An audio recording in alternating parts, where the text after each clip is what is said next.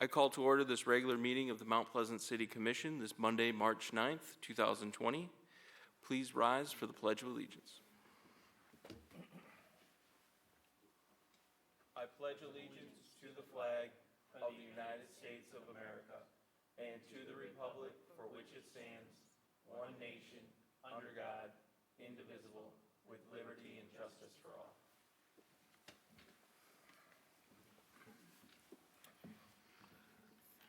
Clerk, has the roll been taken? Yes, it has. All are present except for Commissioner Lalonde, who is ill tonight. Okay. First on our agenda is a Census 2020 update, and Jacob Kane will be filling in. Good evening, City Commissioners. Jacob Kane, City Planner, here to provide a brief update on the city's efforts for the 2020 census. First of all, in terms of coordination, we continue to work both internally with our Complete Count Committee, externally with our County Advisory Board, and with the university on getting a complete count in our census, which is sneaking up on us this week. We may have our first invitations coming in the mail to our residents as early as Wednesday, the 12th. Thursday, the 12th. So we're really excited about that. It's finally here. Promotion is another thing that we're spending a lot of energy on. I saw you're all wearing the t-shirts. We'll talk about those in a minute. Our hand sanitizer was very timely. We got in when the prices were good. Your stocks took a hit today. Maybe grab some sanitizer before you leave. We've got a variety of other promotional items that we've either ordered and have in stock or that will be on their way. So feel free to stop in City Hall if you'd like to check those out. We'll be getting those out into the community soon at some of our events. This past Friday and again in April, we'll have flyers going out to all the public school elementary students. So it's a little over 2,000 students take home a flyer in their Friday folders to their households. So great free tool with the school district to get the word out about the census.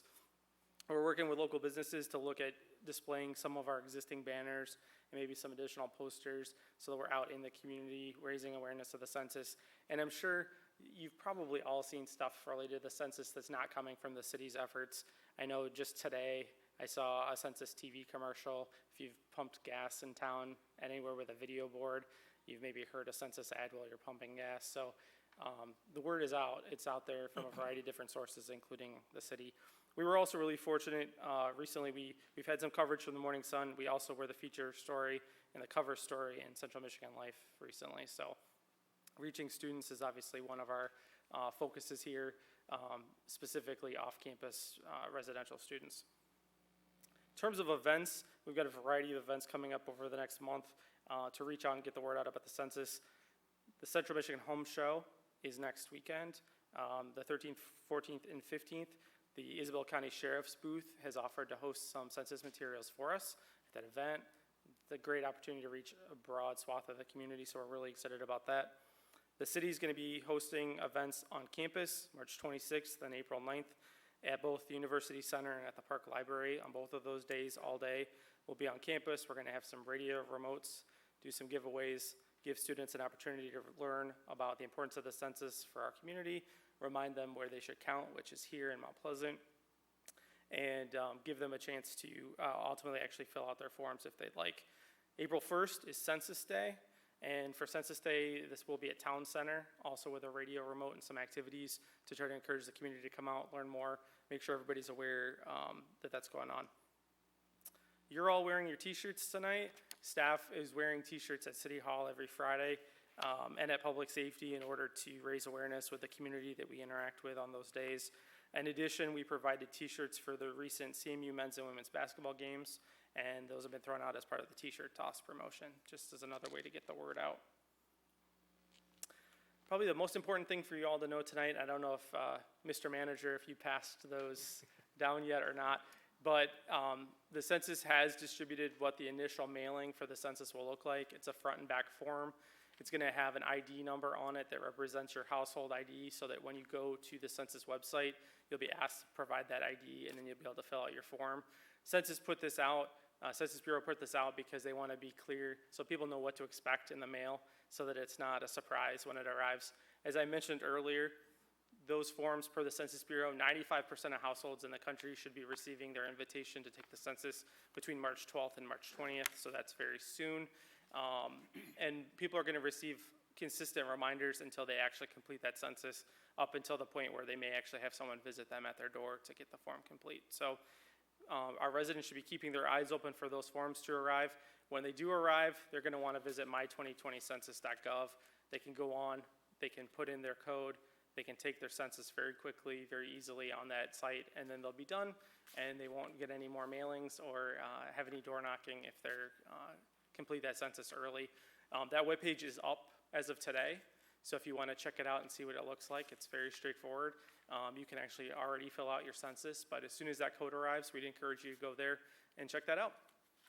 So that's where we're at with the census, and I'd welcome any questions from the commission. Any questions for Mr. Gain? Lori?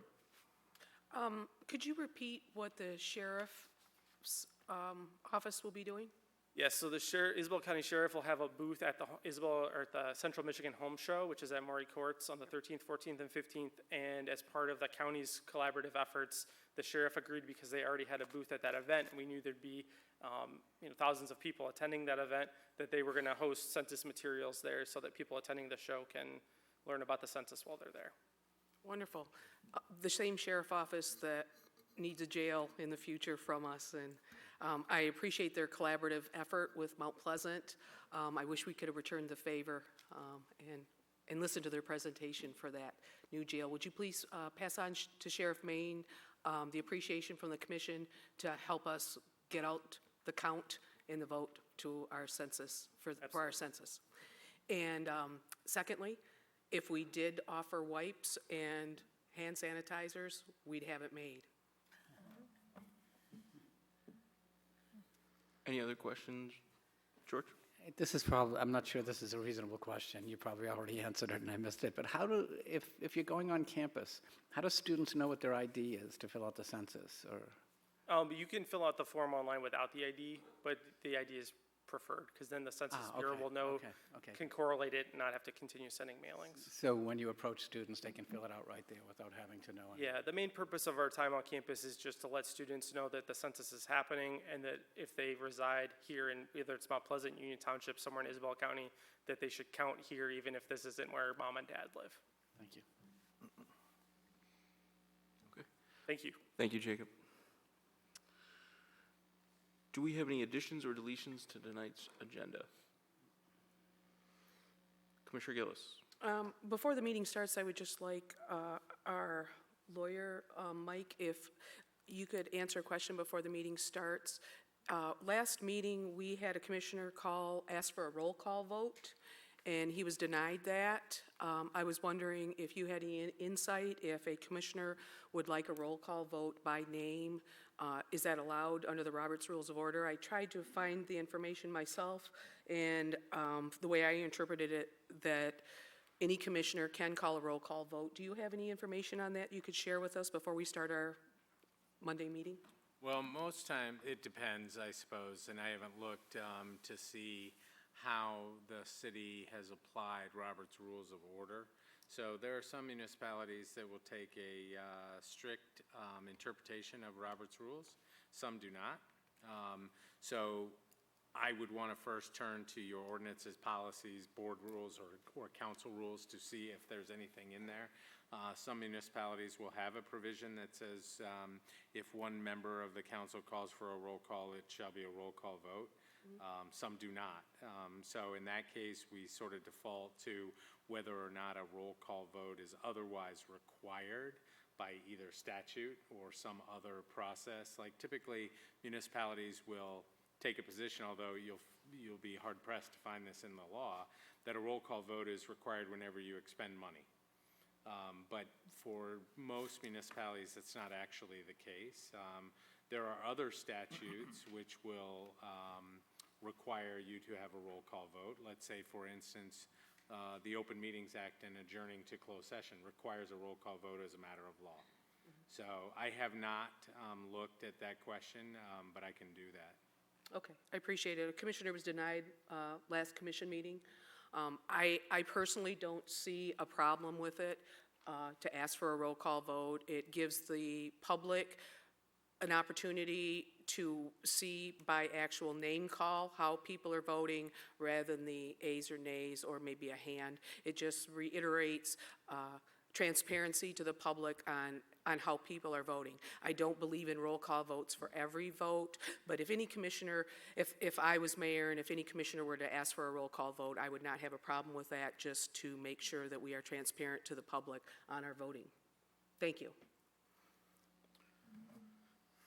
I'd just like to add that our minutes have all our votes, who votes which way, and the roll call vote was requested after the vote had been taken.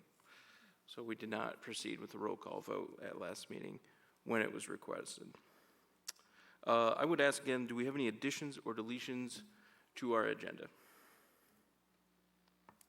Seeing none, I will open up our first public input on agenda items. If you would like to talk about anything that's on our agenda tonight, you can please come to the podium, state your name, your address, and you have 5 minutes to address the commission.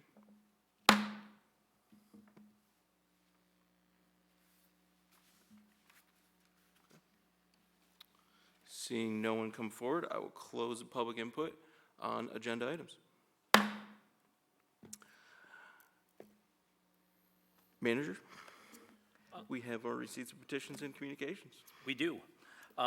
In your packet tonight, you have the report on pending items, which includes the monthly report of police-related citizen complaints that have been received. In addition, you have the October minutes of the Traffic Control Committee, correspondence received from Donald Inman and Glenn Irwin regarding the Michigan Street Lighting Special Assessment, correspondence received from Ryan Litwiller regarding overnight parking on Fancher Street. You also have a notice of a temporary traffic control order, number 1-2020, which is no parking here to corner sign on the east side of Kinney, south of High Street M20, and south of the signal activator. You will, after the traffic control order, you'll be asked at the May 26, 2020 meeting for final consideration. Okay, thank you. Yes. Oh, and we do have one other correspondence that was at the dais tonight, correct? From Jeremy Sheets concerning the special assessment number 120.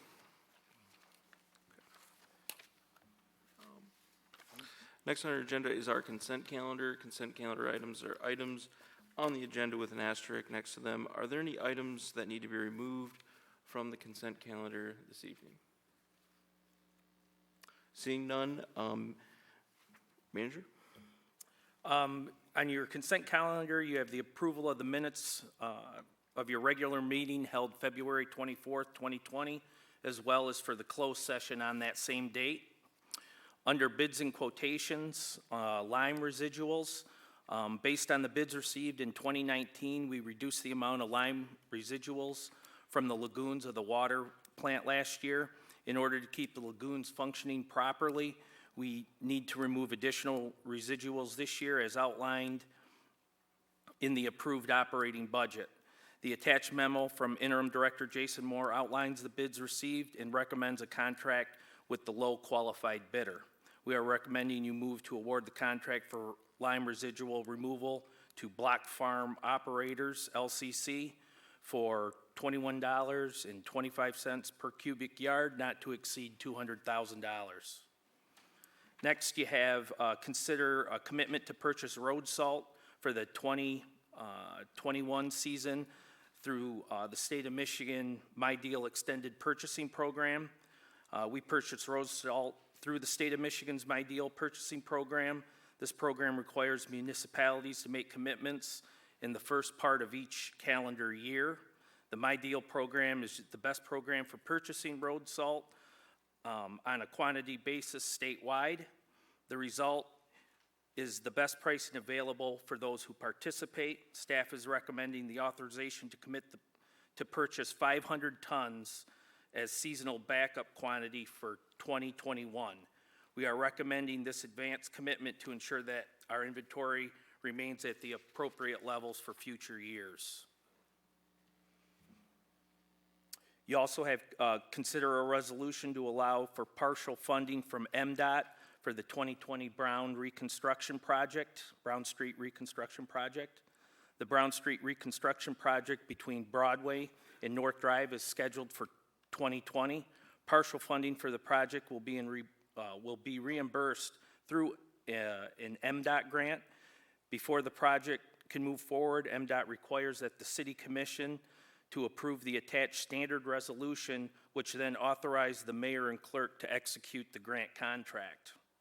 Staff is recommending approval of the resolution as a part of the grant process for the 2020 Brown Street Reconstruction Project as presented.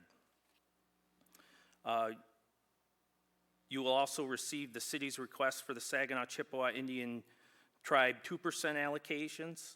Several departments have prepared 2% requests for project funding, and they are attached to your agenda for your review. It's been the practice of the commission to receive the requests at the first meetings in March and take formal action to submit the applications to the tribal council at the second meeting in March. This time allows the commissioners to review the applications, set priority levels, and indicate the highest priorities prior to submittal to the tribal council. You don't have to take any actions at this time on that. And then finally, you have the approval of payrolls and warrants. Thank you. Commissioner Gillis. Motion to approve the consent calendar as presented? Commissioner Tolos. Discussion? Commissioner Gillis. I have a question on the 2020 lime residual removal bid. That's interesting. Lime? Lime. We have a recommendation to not to exceed the contract amount of $200,000, but their bid was $212,500. Yeah, we're reducing the quantity that they'll be Oh. removing so that it'll stay Yep. under that 200,000. Okay, yep, I remember reading that. Okay, good, thank you. Commissioner Tolos. Question for Chief Loria, and I don't know if you can answer this or not. On the salt acquisition, are we locked in from last year's on the pricing? I don't see any pricing here. Does anybody know that? Yeah, I'd defer to Interim Director Jason Moore on that. Yeah, the pricing, it hasn't been bid out yet. This is a commitment for the quantity that we want.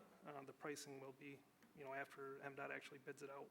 We are committed to what was bid out last year, so we'll be making a purchase yet this year for the prices that have already been agreed to. Thank you.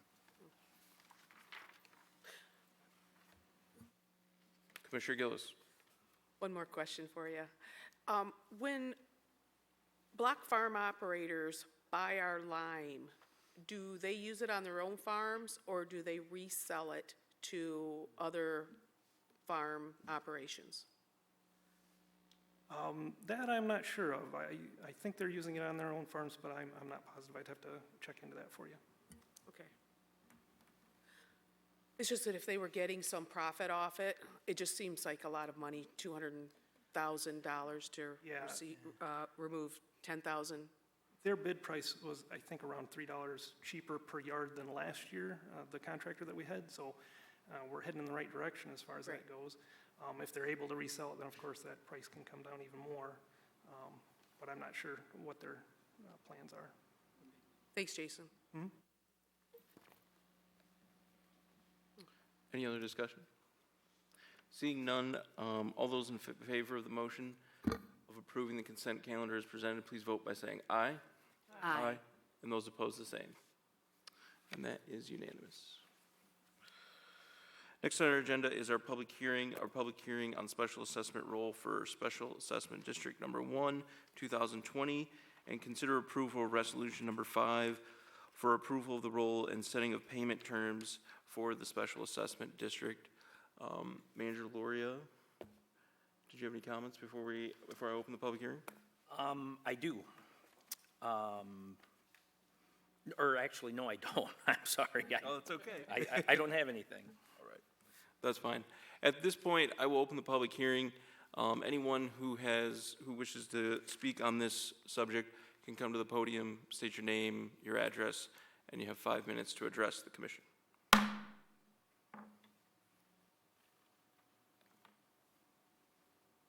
Hi, Glenn Irwin, 1018 Sweeney Street, Unit C. I won't be taking 5 minutes. I opened my notices of assessment on my properties last week.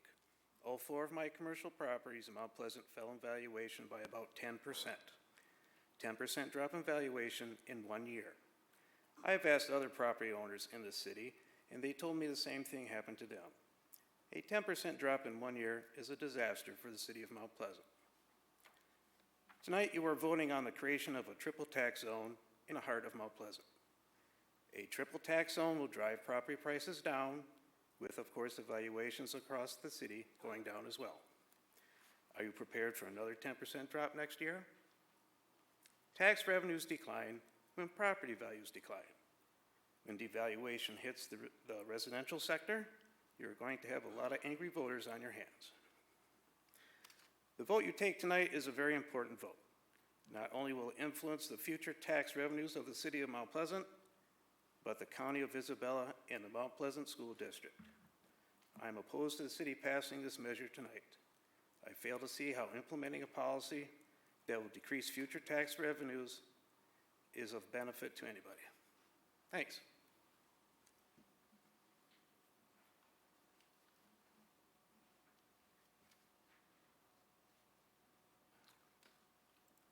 Seeing no one else coming forward, I will close the public hearing.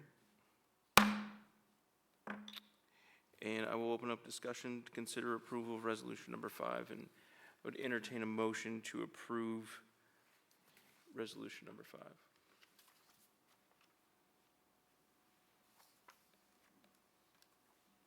Commissioner Alsager? I move to, I'm not sure the right wording right now, but to approve resolution number 5. Special district. Okay, special District 120. thank you. I wasn't prepared for that. Commissioner Ronan? I support Mary's motion to approve special assessment for District 1.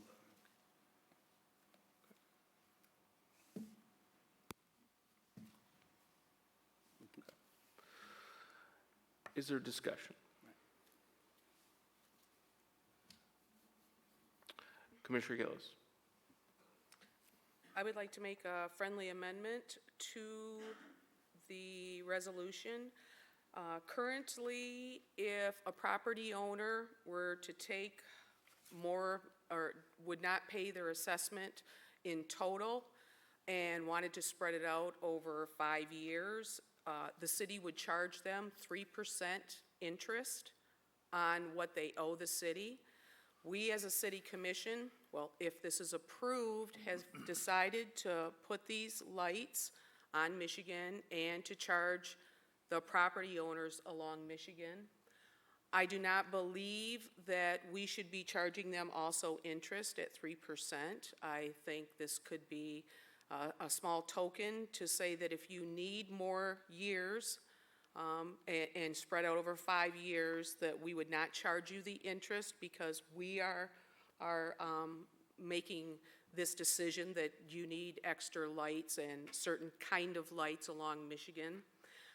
I do have a problem with charging our community members interest on anything that we decide as a city commission to tax them with.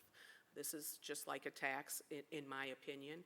So I would offer a friendly motion to the current motion that we drop the 3% interest rate for those business property owners that need to spread out this assessment over more than 1 year.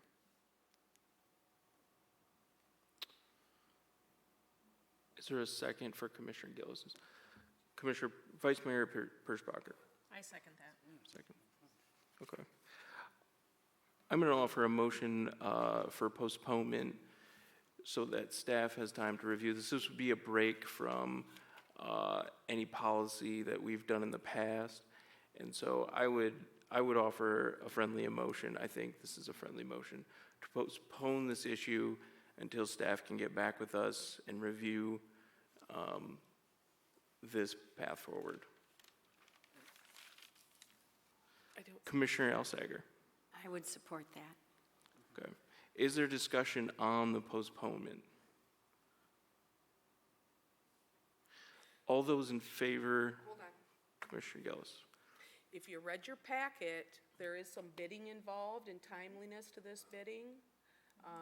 So we have our treasurer right here, if we would like to have some information, if, that she, might be able to clarify an impact of not allowing, or not going through with a 3% interest. But I really don't know if any one of us should feel okay with a postponement because the bidding is in a timely manner. And that was also stated in the packet. Mary Ann's over there. I would defer, again, to our interim director, Jason Moore, to see on timeline. Yeah, the project's already been bid. We have a little bit of leeway as far as making the award contract. A couple weeks won't hurt us too bad. The lights need to be ordered in time for the construction, but we do have about 2 weeks, at least about 2 weeks, that we could wait. Thank you. Any other discussion on postponement? Commissioner Toles. I will be supporting the postponement, but I will not be supporting the motion to have 50% paid by the general landowners and 50% paid by the city. I'd like to see that, again, as I mentioned before, 50% by the city and then 50% by TIFTA. I have to concur with Mr. Irvin on his summation of the assessments that went out. I have multiple assessments, probably about 20 or 25. All of them decreased by 7 to 10%. And I think the statement was made last time that, everything downtown has went up by 10%, which was incorrect because the assessment used incorrect figures on that. So there was an incorrect statement that was put out. But again, I will not be supporting this. Okay. Seeing no other discussion, all those in favor of postponement till our next meeting, please vote by saying aye. Did you get a second Aye. on that postponement? Yes, I did. Can I get your hands again for all those in favor of postponement, please raise your hands. Aye. And those opposed, the same. So that is unanimous. Okay. Next on our agenda is item number 10A, which is Michigan Street reconstruction. I would assume that that would also be a postponement. So I would entertain a motion to postpone item 10A as well till our next meeting. Vice Mayor Perschbacher. I move to postpone the Michigan Street reconstruction until the next meeting. Okay. Commissioner Ronan. I support the motion to postpone. Is there a discussion? Seeing none, all those in favor of postponement, please vote by saying aye. Aye. And those opposed, the same. That vote is unanimous. I apologize to the people of the chambers who came again to this public hearing for this assessment. I'm sorry we couldn't move on these items so that you wouldn't have to show up 2 weeks from now. So apologies to you. Next on our agenda is item number 13, which is consider a budget amendment for the Tax Increment Finance Authority from the Economic Initiatives Fund.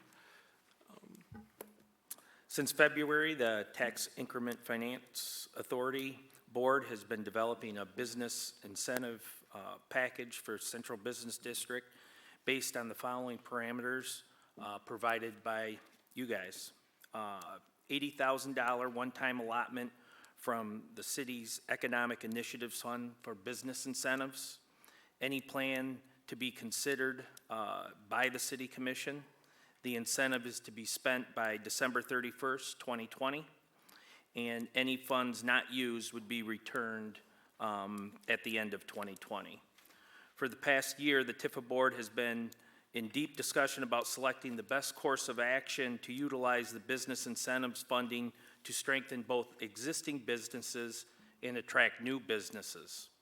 At their October 23rd meeting, Tifa approved recommending to the City Commission that the business incentives focus on marketing the downtown district. After careful consideration and lengthy discussion, Tifa believes focusing on additional marketing for the overall district will serve to grow existing businesses as well as attracting new businesses to the downtown. In your packet, you had a summary of options provided by Tifa regarding the use of the $80,000. Tifa is requesting you consider the revised recommendation course of action and budget amendment of $40,000 from the Economic Initiatives Fund for the Tifa business incentives. Commissioner Alsager. I move to approve the budget amendment of $40,000 from the Economic Initiative Fund for Tifa. Commissioner Ronan. I support what Mary said. Okay. That the Central Business District Tifa businesses. Discussion? Commissioner Gillis. I just want to point out how ironic this is, that we're taking $40,000 from the Economic Initiative Fund, putting it in the Tifa for downtown merchants advertising, such as print materials, billboard, even blade sign. We will give up to $500 to businesses that want to put up a new sign on the front of their business. We're giving them $500, free. So as we're giving $40,000 from the Economic Initiative Fund to market downtown businesses, on the other side of the coin, we are charging the people along Michigan Street an enormous amount of money for new lights. Now, what is the most important to the City Commission? Marketing, paid by taxpayers for marketing downtown, or lights being paid for the parcel owners. I think that answer is clear, and I think if we have $40,000 to give out of an economic initiative fund for marketing, for blade signs, print materials, restaurant week, radio, website, social media ads, and billboard of $5,000, I'm pretty sure we can find some money to help out these business owners on Michigan Street. I do not believe it's taxpayers' responsibilities to market downtown businesses. I am all for the success of our downtown, just as we don't market for the businesses on Mission Street, John's, Taco Bell, Taco Boy, some of the homegrown staples that have been here for 50 or 60 years, we don't give them marketing money, but we do for our downtown. And there are plenty of downtown businesses are left out on this marketing, $40,000. So I don't think that's taxpayer responsibility. On the other side of the coin, if we decide there should be lights along Broadway or along Michigan Street, I do believe that is our responsibility because we as the City Commission are deciding that. But I will be voting no for the $40,000 to be given to the Tifa for marketing of those downtown businesses. Commissioner Toles. I'd like to make an amendment to the motion on the table right now that the February 25th, 2020 memorandum is used as a guideline for the expenditure for the $40,000.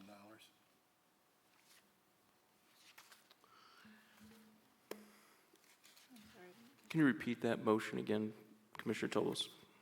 Amendment to the motion on the table right now for the memorandum developed on February 25th, 2020. I believe 3 or 4 pages memorandum as using a guideline to spend this $40,000. They agreed upon spending this $40,000, but under this framework here, and I would like this framework put into the motion. I think that means on page 40 of our packet. That's the graph that we're looking at. Yeah. And the measurement of the incentives. Yeah, it's 4 pages long.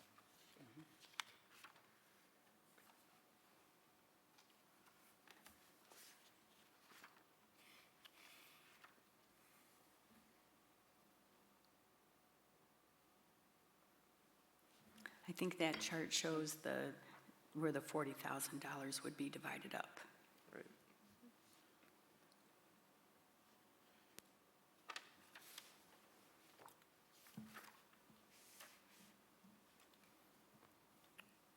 I second that. Yeah, Commissioner Ronan? yeah, I have some concerns with that.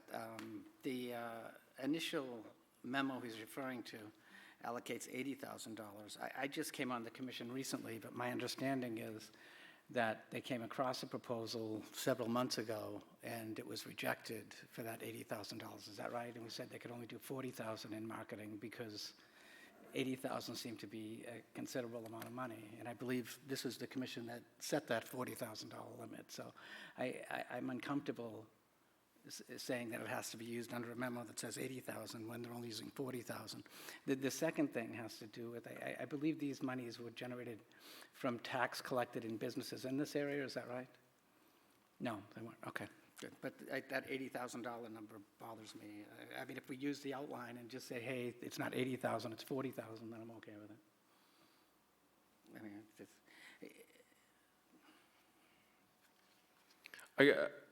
I'm sorry, I might have gotten lost. I think to your first point, last year, the Tifa board came to the city commission with a proposal to spend the $80,000 in marketing, and we had a work session. And the commission at the time believed that they wanted the Tifa board to rework their proposal with some metrics to see how the money was being spent, what the value was. And yes, I think there was a little bit of sticker shock to the $80,000 being spent all at once.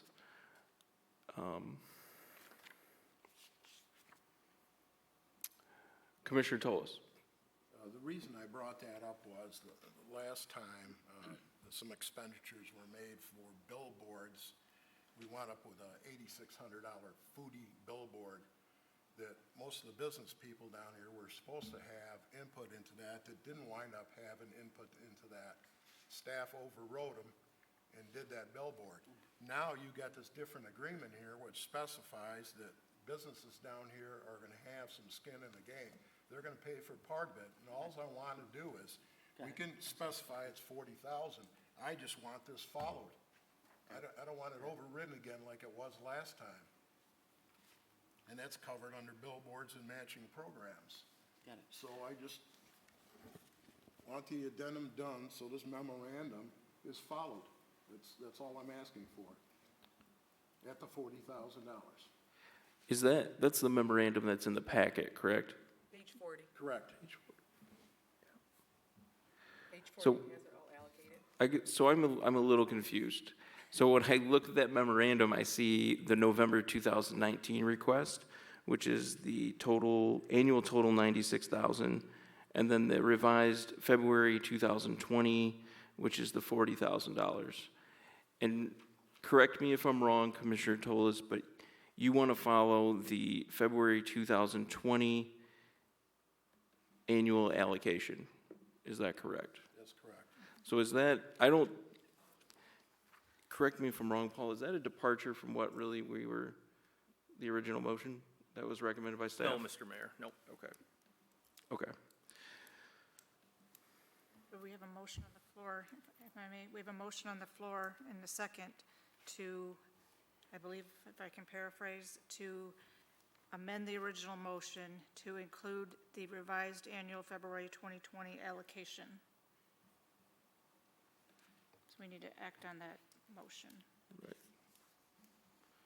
But there is no difference between what was recommended by staff and that memorandum, is that correct? The original motion, I believe, was to do a budget amendment for $40,000, but it didn't specifically say this. I mean, it's implied, but is the second amendment specifically says it will be in this allocation. Okay. Now I understand. Thank you for that clarification. Do we have further discussion on the motion? Commissioner Gillis? Just two comments. This will only budget 40 grand, even though we were talking about 80,000 last year. Correct. And just for the public's awareness and transparency, it wasn't $80,000 last year, it was $96,000, because in our budget, we had already allocated $16,000 for marketing. They wanted another 80, so it was almost 100 grand for marketing downtown.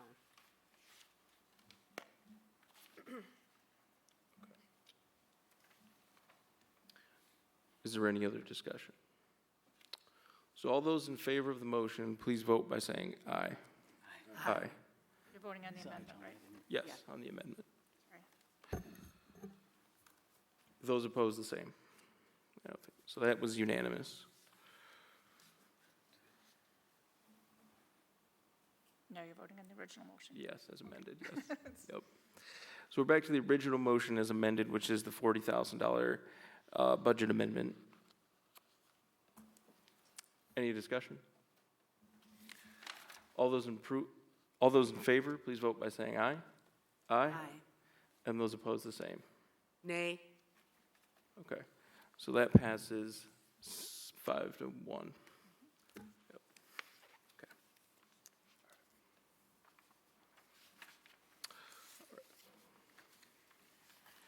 Next on our agenda is item number 15, which is to consider an agreement with Michigan Community Capital for administration of the grant funding from the State of Michigan Environment, Great Lakes, and Energy for 410 West Broadway. Manager Lori? Notification from Eagle is expected soon regarding the award of $565,000, a grant for the use at 410 West Broadway Street project.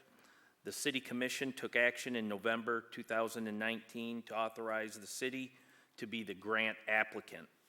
Once the grant has been awarded, it is important to have an agreement in place between the city and Michigan Community Capital to outline the responsibilities and provide appropriate protections to the city.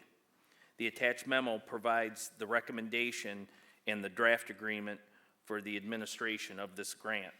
We are recommending that the City Commission authorize the mayor and the clerk to sign the agreement with Michigan Community Capital for the administration of the Eagle Grant for 410 West Broadway as drafted by the city attorney. Vice Mayor Perschbacher. I so motion. Okay. Commissioner Ronan. I'll support that. I'll second that. Okay. Any discussion? Commissioner Toles. I will not be supporting this document for various reasons. Some of them are item 2, 3, 4, 9, and 10. Number 3 says MCC and Tatera will comply with all applicable laws, rules, regulations, and ordinance, including the grant terms and requirements of Eagle in the conduct of the activities. How's the city going to guarantee that? Another thing, number 9, if either party commences an action to enforce the terms or resolve a dispute concerning this agreement, the non-prevailing party will, upon demand, promptly pay to the prevailing party all costs and expenses, including reasonable attorney fees incurred by the prevailing parties. I thought this was a simple deal. You're getting a grant for them to get a DNR cleanup, and the city's exempt of everything else because we sold it to them for as is. I mean, it just keeps going and going and going, and I will not support this. Vice Mayor Perschbacher. Attorney, can you clarify some of this legal terms in here? Yeah, which ones? The ones that Commissioner Toles brought up, It was number 2 and 9. 2 and 9, Is that correct? 2, 3, 2, 3, and 9. Yeah, so, 9, and 10. okay, so, This is an agreement really that the city is using Triterra to assist the city in administering the grant. It actually streamlines the process, but we wanted an agreement in place in order to define what the obligations were. So if we go through, I can go through each one of these. Paragraph number 2, because the agreement is with MCC, MCC is going to cause Triterra to assist the city at the reasonable request of the city at no cost to the city to prepare all the reports, other documents required for submission to EGLE. Okay? MCC further will cause Triterra to prepare and submit all reports regarding the activities as may be required by EGLE as well. Okay? So this is an agreement where the city is contracting or entering into the agreement with MCC to cause Triterra to administer the grant on behalf of the city. Okay? Something that's required anyways.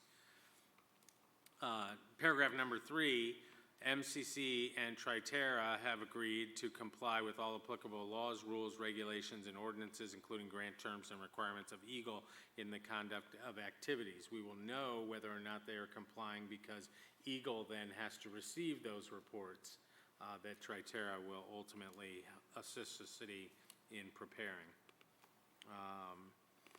Paragraph 4, except as to claims or losses arising out of the city or the Commission's own acts or omissions, MCC, Michigan Community Capital, will defend, indemnify, and hold harmless the city and its commission members, employees, officers, agents from any liabilities, costs, expenses, damages, and losses arising from or relating to A, the activities, B, any failure by MCC and or Triterra to comply with the terms of the grant or any law, rule, regulation, or ordinance, C, any demand, requirement, or request to return to the state any of the grant funds, and D, breach of this agreement. What that means is that MCC is going to defend and indemnify the city from any particular liability associated with the grant or the administration of the grant. Paragraph 9 says, if either party commences an action to enforce the terms of or resolve a dispute concerning this agreement, the non-prevailing party will upon demand promptly pay the prevailing party all costs and expenses, including reasonable attorney fees incurred by the prevailing party. If there is going to be an action to enforce the terms, it would likely be by the city against MCC or Triterra for failing to do something under the agreement. And in that event, the city could also demand, if they prevail, that MCC or Triterra pay the reasonable attorney fees and costs. Paragraph 10, if any provision of this agreement is declared void or enforceable by final judicial or administrative order, this agreement will continue in full force and effect, except that the void or unenforceable provision will be deemed deleted and replaced with a provision as similar to such void or unenforceable provision as may be possible and be valid and enforceable. This is known as a severability clause, which means that if there were a finding that any one of these paragraphs was unlawful or unenforceable, that it would be replaced by a similar provision that was lawful or enforceable, but does not affect the remainder of the agreement or any terms under the agreement. Thank you. Commissioner Gillis. When this came to us in November, and we were asked to be an administrator to Michigan Community Capital for this grant, in the amount of $565,000 of taxpayer money running through EGLE, which used to be our DEQ, to Mid-Michigan Community Capital. This is a subsidy, folks. I brought it to the attention that we charge all of our residents hourly staff time when they come in to get inspections, rental inspections. We are charged on an hourly basis what that takes out of staff's time, and that is charged to the person who's getting the rental inspection. Another example is our lottery for the marijuana retailers. We are charging them $10,000 for the ones that are going to be put in the lotto because we got more applications, because that's the time estimated supposedly of staff time that will cost to administer the lotto. So back in November, I did mention this, that this is going to require staff time and our administrative people that we pay on an hourly basis to administer this subsidy for Michigan Community Capital. At that time, our commission decided that that should be looked into. Our staff did due diligence and came up with a number of how much this was going to cost on an hourly basis for our staff administration. And we are going to be paid $15,000 of that grant money for administrative cost.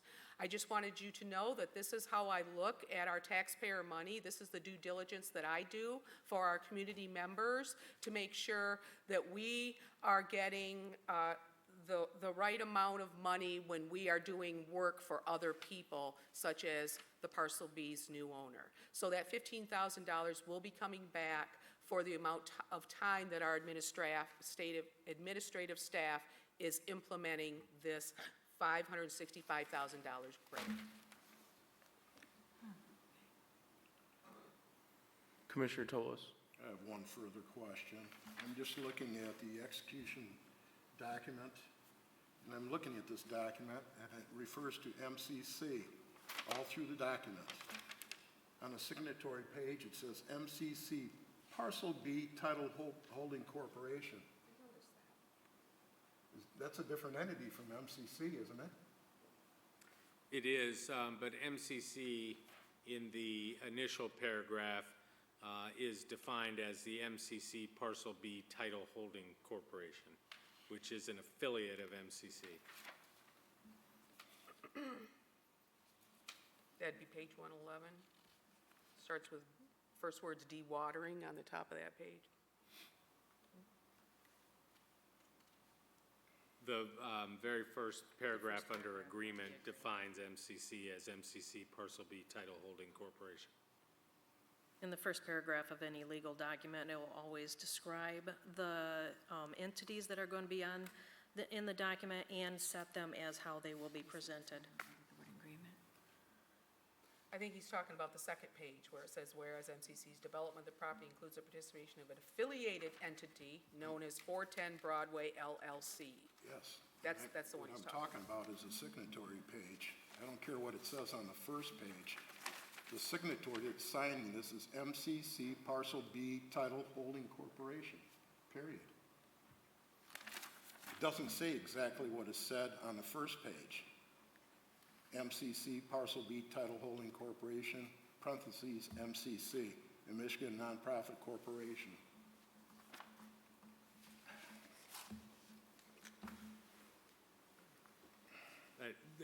That's just how we defined it for purposes of the agreement.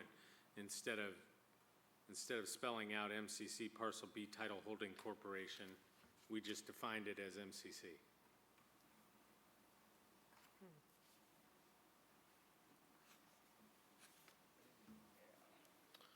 Is there any other discussion before I recognize Commissioner Tolos? Before we vote on this, I'd like to call for a roll call vote for the record. Okay. Is there any other discussion? I'd just like. So, because I've had an opportunity while we've been sitting here about the roll call vote, and it's kind of an interesting issue. So section 30.09 says, all votes shall be taken by yeas and nays, except for nominations to fill the mayor and the vice mayor position.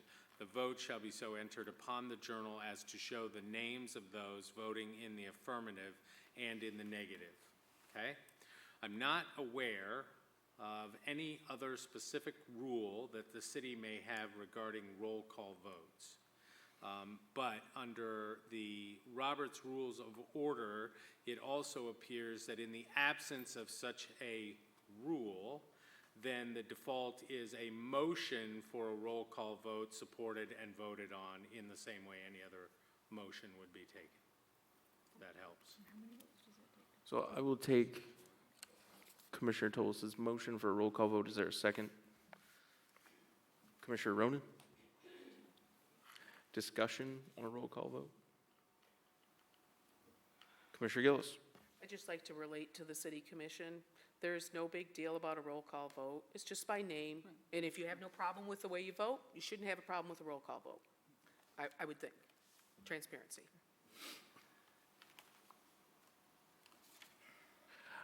I do want to say one thing. I think there's an insinuation that if we don't do a roll call vote, that it's not transparent. And I would just like to reiterate that in our minutes, everyone's vote is accounted for. You know who voted which way. And generally at the end of a vote, I usually announce the vote count and who voted which way very clearly. So just wanted to put that out there. Seeing no other discussion, all those in favor of the roll call vote, please vote by saying aye. Aye. And those opposed, the same. Aye. Okay. So that is 5-1 with Vice Mayor Perschbacher in opposition. Okay. All those in favor of the motion to consider the agreement with Michigan Community Capital for the administration of the grant funding? Mayor, we just voted on a roll call vote, so that means she takes over. Correct. I just wanted to reiterate what we were voting on. Okay. So, again, we are considering the agreement with Michigan Community Capital for the administration of the grant funding from State of Michigan Environment, Great Lakes, and Energy for 410 West Broadway. And Roll call vote. we'll do the roll call vote. Commissioner Alsager? Aye. Commissioner Tolas? No. Commissioner Ronan? Aye. Commissioner Gillis? Nay. Vice Mayor Pierschbacher? Aye. Mayor Hirschenbosser? Aye. Motion carries. So that motion carries 4-2. Okay. Next on our agenda is to consider appointments to the various board and commissions as recommended by the Appointments Committee, as postponed from February 24th, 2020. And I will turn this over to the Appointments Committee Chairman, Vice Mayor Perschbacher. We have 3 appointments that we're going to make tonight. One is to the Building, Fire, and Sanitary Sewer Board of Appeals, which is a partial term ending December 31st, 2022. And the appointment is James Cridler. Is James Cridler here? Nice to meet you, James. There was no one else, no other application, not that yours was less than perfect, because you seem to have a lot of experience in a lot of different areas, and we really appreciate that. The second appointment is to the Parks and Recreation Commission, with a partial term ending December 31st, 2021. The appointment is Jeffrey Fisher. There's Jeffrey, okay, great. We had other applicants. We had David Alsager, Kristen Batzner, Karen Breedlove, Michael Conway, and Desiree Woodworth. The appointment to the Principal Shopping District Board was the appointment, the partial term is for December 31st, 2023. It will be ending. The appointment is for Kristen Batzner. I don't see her in the audience. The other appointments were, applicants were Christy Kramar, Linda Wise, and Brian Reefrich. I would like to know if there is any other appointments that somebody would have liked to have seen. This is what we have right now. I would entertain a motion to accept all our appointments as presented. Commissioner Ronan? I move to approve the appointments as recommended by the Appointments Committee. I will second that motion. And all those in favor of approving the appointments as presented, please vote by saying aye. Aye. And those opposed, the same. Okay. That is unanimous.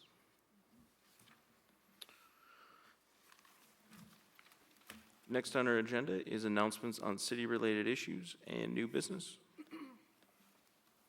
Vice Mayor Perschbacher.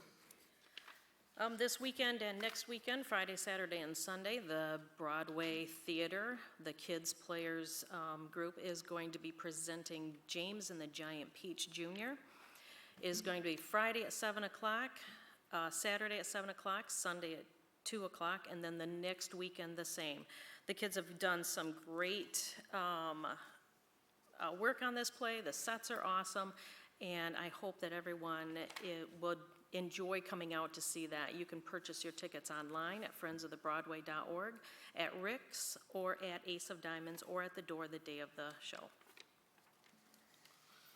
I would like to remind the public that tomorrow we do have an election for the presidential primary, as well as I believe there's a millage for the Isabel County and Gratiot County RESD. So even if you are not interested in the presidential primary, there's a reason to get out and vote and support your local school districts. Commissioner Toles. I'd like to inform the rest of the commissioners, in their packet was a report from AKT Peerless. They were, if we remember, during the last commission, Commissioner Esslinger and Commissioner Ronan were not present at that vote, but there was a 5-2 vote to proceed with doing testing in the landfill. And looking at the report here, one of the things that I said that could be taken from the minutes, they will be asking to install 6 monitor wells adjacent to the Chippewa River. Not only that, they're asking for an assessment between a half a mile and a mile of the old dump site to have 17 groundwater monitor wells to monitor the groundwater. Also, it says in here on the report, table 1, scope of work, prepare a remedial action plan. Based on the results of the previous sampling in conjunction with the proposed sampling, and remediation action is necessary. This plan defines the risk, fate, and applicable corrective actions required. And as I told you at that meeting, the floodgates are now open, people. And not only that, that is another additional $23,973 that we'll probably get some kind of grant for, but it's still taxpayer money, and this still isn't going to relieve the problem. Next thing you know, we're going to drill 6 wells by Chippewa River, and they're going to have something in there, and guess what? We're going to have to build a slurry wall and then start pumping water out of there for multiple years in order to clean that. And we had one person speak at public comment here about it. I wish he was here tonight. But this is ridiculous. Thank you.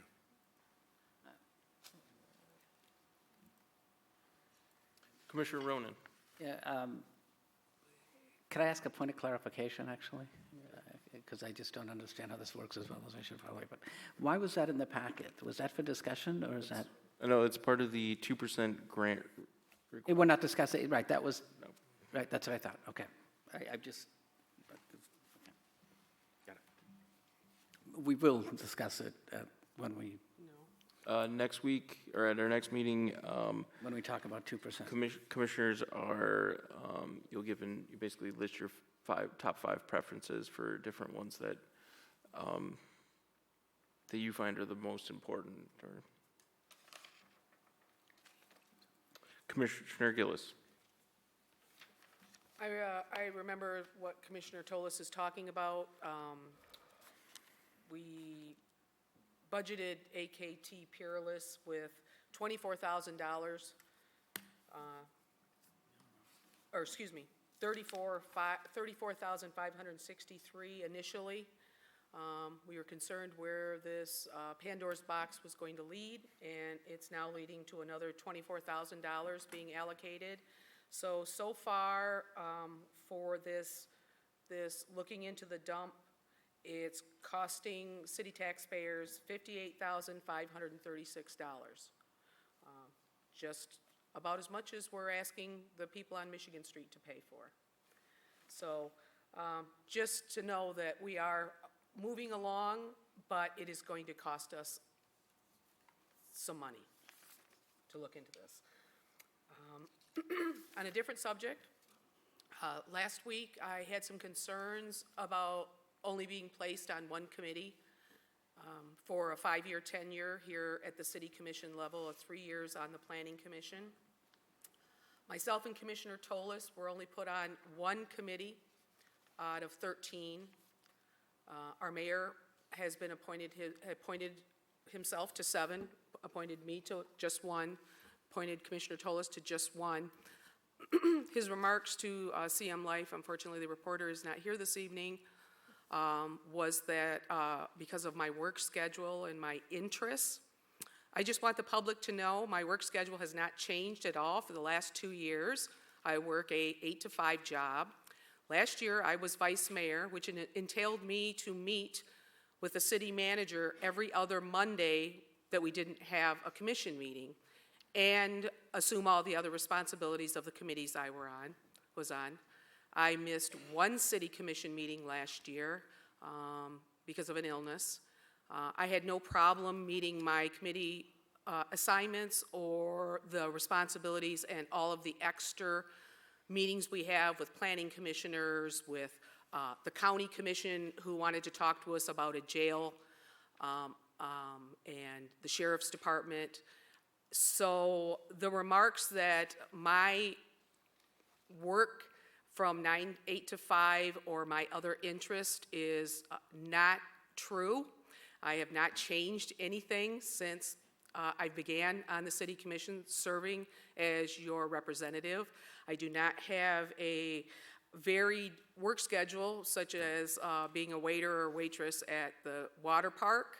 I do have a 8 to 5 job. That does not mean that I cannot serve the public as I have for the last 4 years and 3 months. So I just wanted to make clear, and I was hoping the reporter would be here to address him and his quote from the mayor. So I will continue to serve. I will continue to do my due diligence, looking in my packets, looking over the capital improvement plan, tooth and nail, and the budget.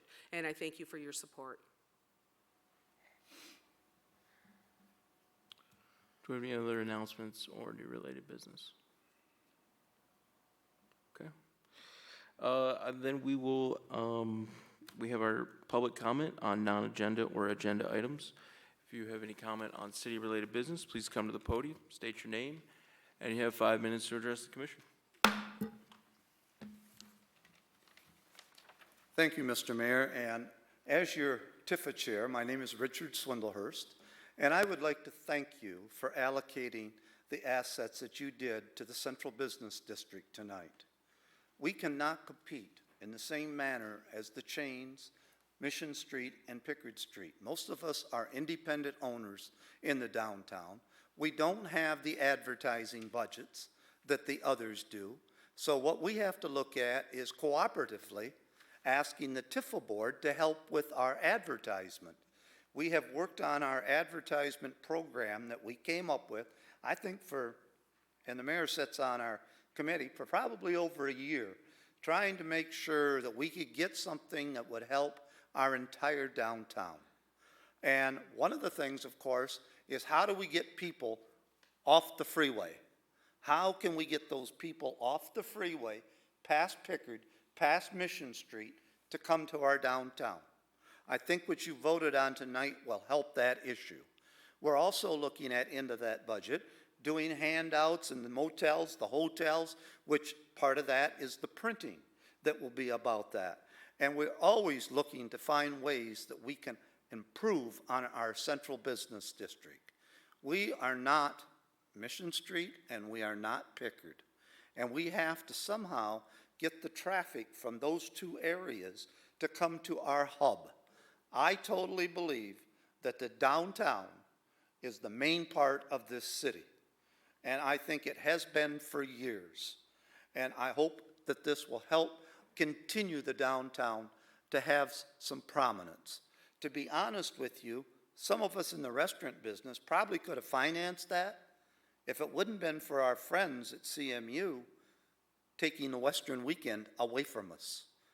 We figured that cost this town about $5 million. I can tell you personally, it's cost me $30,000 net. Now, that would have been money that I could have spent on other things. But unfortunately, it's gone. And nobody asked us either. They just took it. Now, thank you for allocating what you did to help us in the Central Business District. And I guarantee you, as long as I'm your chair, we will spend that very thriftily. Thank you.